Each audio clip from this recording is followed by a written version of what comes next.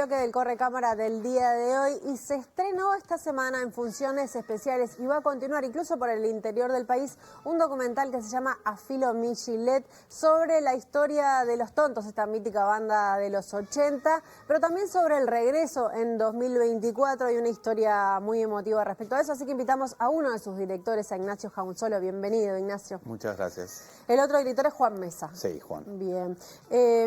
¿Cómo llegaron a esta película que es a la vez un documental sobre Los Tontos y sobre este regreso de dos de sus integrantes? Y sobre el Gavilán. El Gavilán, sí. Ahora vamos a hablar del rol que ocupa el Gavilán. Mirá, en el 2025 Juan se contacta conmigo por otro tema y me cuenta que estaba con un work in progress. Y me comenta y me lo comparte y lo veo y me encantó. O sea, ya me gustó mucho la estética de lo que él planteaba, esas cámaras como caseras que había, que era parte de todo ese proceso de lo que había grabado el Gavilán en el 2022 cuando se hace el homenaje.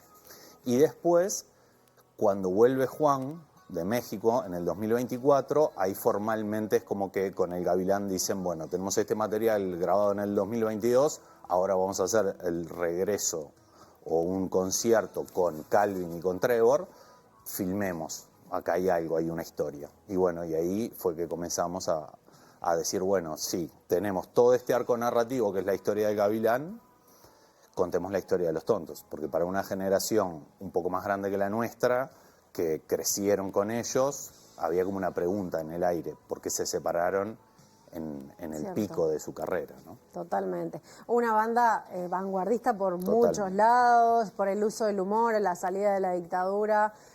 ¿Cuánto y cómo les interesaba plasmar esto de lo diferente que eran en la película? Creo que eso es lo que más nos llamó la atención, o sea, esa cuestión dadaísta que tenían ellos, ¿viste? De su arte, su poética distinta, su música distinta, y también ese fenómeno de ser masivos, populares y famosos en un Uruguay de la salida de la dictadura, comienzo de la democracia, donde todo era muy gris, muy distinto. O sea, la sociedad yo creo que no estaba acostumbrada a que la masividad le llegue de golpe a una banda de un movimiento de rock que capaz que no era la que tenía en su momento todas las luces puestas, ¿no? Como podían ser Los Estómagos como precursores de eso. Sí, para los que están un poco por fuera, un movimiento de bandas más oscuras, muy marcadas por la dictadura. Los Tontos también, pero decían, bueno, si el punk rock dice no future, nosotros vamos a decir sí hay futuro y hay un futuro colorido y irreverente. Tal vez hacían canciones sobre Bugs Bunny y decían, bueno, algunos lo dejaban como eso y atrás de eso había un montón. Claro, su poética en las letras, o sea, tal vez no era tan explícita como otras bandas, pero sí estaba denunciando y sí estaba hablando de esa realidad y de esas cosas que estaban pasando en el Uruguay, pero no eran lineal. Entonces nos parecía como que ahí había algo de que había que hacer un homenaje a eso y que había que revisitarlos, volver a escuchar sus músicas, sus letras y entender cómo lograron hacer una denuncia desde otro costado, y eso era lo lindo. Un poco los herederos fueron el cuarteto de Nos, lo dice Miguel Olivencia, y lo pensamos mucho, bueno, esa cosa del humor, hasta censurados por un humor demasiado irreverente, pero que iba por un lado completamente distinto. En ese sentido está bueno puntualizar los testimonios que tiene, que son pocos, pero son muy buenos. El de Miguel Olivencia, que en su momento, conocido hoy, no sé, por los grafitis o por la radio, pero en su momento manager de Los Tontos.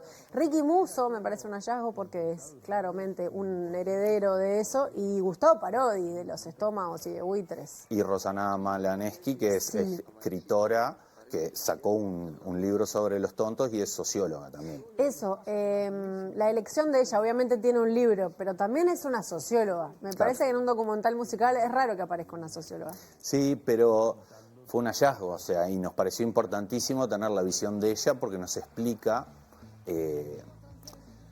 cuál es su visión de lo que significaron Los Tontos para esa época. Y también por cómo está estructurado el documental. Viste que son 3 actos como bien marcados, pero que empieza, o sea, sin spoilear, empieza como en el legado de ellos, ¿no? Y su significancia. Después sus colegas te van contando, ¿no? Qué eran ellos dentro de ese ambiente musical. Y después sobre el final tenés a Trevor y a Calvin, bueno, contándote de la génesis y bueno, también un poco de la caída después, ¿no? Sí, los dos miembros vivos. Es impresionante escucharlos a ellos con una lucidez espectacular. Total. Creo que es una de las mejores cosas del documental, no sé, tener a Leo Baroncini hacer un análisis de lo que pasaba, de la crítica de la época, a Calvin sobre los jóvenes que eran y cómo no pudieron entender, cómo procesar todo lo que les estaba pasando también. Pero el documental, y esto vos lo decías al principio, tiene también el foco sobre el gavilán. Está Claro. bueno contar quién es el gavilán para mucha gente que está por fuera y por qué decidieron poner el ojo en este personaje que va guiando también todo el documental. El gavilán es un músico uruguayo que a su vez tiene casi mi edad y bueno, y fue un fan de Los Tontos. Entonces, él en un momento, en el 2022, se propone hacer un homenaje con músicas y músicas del Uruguay, de algunos de la generación de Los Tontos y otros más jóvenes, y lo logra. Y lo hace en la Sala Citarrosa, ¿tá? Motivado por el amor y la admiración que tenía, porque para él, Renzo es la voz más importante del rock uruguayo y Los Tontos los admira un montón. Renzo Teflón. Pero además Sí. tiene un agregado y es que su registro y su voz es increíblemente parecida a la de Renzo Teflón, su ser admirado. Eso también es como una cuota extra que hasta los propios integrantes de la banda le dicen sonás igual, que es una cosa muy extraña. Y nos contó una anécdota que no está en el documental, pero es buenísima, y es que un día el gavilán sale a tirar la basura a la volqueta, al contenedor, y dice que lo ve venir a Renzo. Entonces dice, le voy a decir, sos mi ídolo. Y dice que cuando llegan a tirar, Renzo le dice, ¿vos sos el gavilán? Entonces quedó así alucinado. Y bueno, eso es parte de también lo que te muestra el amor que tiene el gavilán por eso. Y bueno, y el gavilán comenzó a grabar él de forma casera, por decirlo, todo lo que fue ese homenaje, todo ese proceso y después todo lo que le empieza a suceder a él cuando desde el sello Bizarro le dicen, mirá que hay un buen material que se grabó en el homenaje, lancemos este disco y ¿por qué no hacemos otro homenaje? Y a él se le ocurre decir, no, vamos a intentar que venga Calvin de Argentina y Trevor de Estados Unidos y que cierren como una etapa y homenajeen también a Renzo, ¿no? O sea, era como el cierre de Los Tontos que en Montevideo no lo pudieron hacer, por lo que pasó en Montevideo Rock 2. Y bueno, y ahí empieza toda esa quijotada que yo llamo, que es lograr reunirnos, que vengan, prepararse para ese concierto y llevarlo adelante.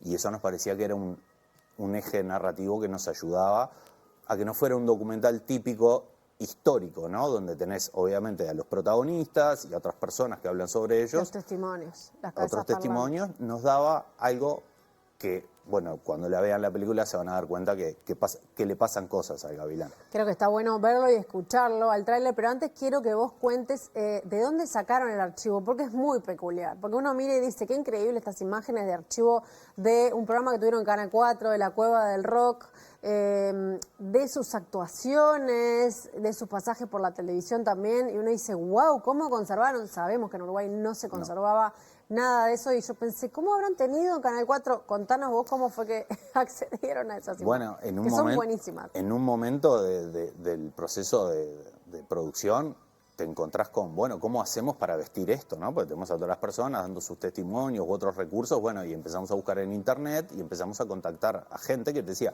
yo tengo este beta es un formato en un cassette viejo, yo tengo este VHS, bueno, no conseguíamos nada que se pudiera ni siquiera poner una máquina reproductora porque tenían hongos, estaban mal conservados. Y ya sobre el final, perdiendo toda esperanza, Leo nos dice, mi tía, que aparece en el documental, tiene un VHS, que ella grababa algunas cosas. Llevamos ese VHS para digitalizarlo, nos dicen, si no tiene hongos lo digitalizamos. Lo pudieron digitalizar y el momento que pusimos play en la compu a ver eso, fue como, nos llegó otra vez, viste, como una, no sé. Acá hay algo, acá ahí hay tenés la algo. película. Había 1 hora y pico de material, había material que no lo podíamos utilizar porque sí estaba muy roto a nivel de imagen y de audio, pero otros sí. Y bueno, y la historia es eso, la tía de Leo Baroncini se ponía, cada vez que salían ellos, ya sea en su programa... sobrino, ella grababa al nene y... Con el VHS, ¿no? Que además ustedes cuentan que de repente entrevistaban a gente y la gente les decía, cuando pasaron por este programa, y se fijaban y estaba esa grabación. Claro. Que es eso es el pasaje de comentario los que hace estómagos. Parodi en un momento, claro, en un momento de la entrevista le está contando una anécdota de cuando habían ido a Canal 5 a tocar un par de temas y él dice, bueno, fuera de control, y vamos a buscar el archivo y encontramos que está eso. Entonces, bueno, ahí es cuando decís, bueno, estas cosas, esto empieza a caminar bien, ¿viste? El montaje empieza a fluir y te das cuenta que, bueno, vas a terminar la película con material inédito, que eso me parece muy interesante que tiene este documental. Totalmente. Bueno, veamos un adelanto de A Filo Michelet, así todos ustedes ven toda esta historia y seguimos conversando.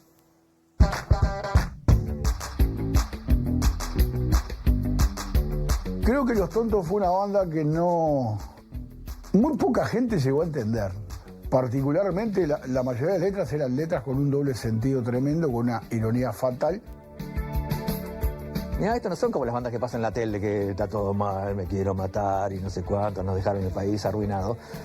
A ellos también le dejaron el país arruinado.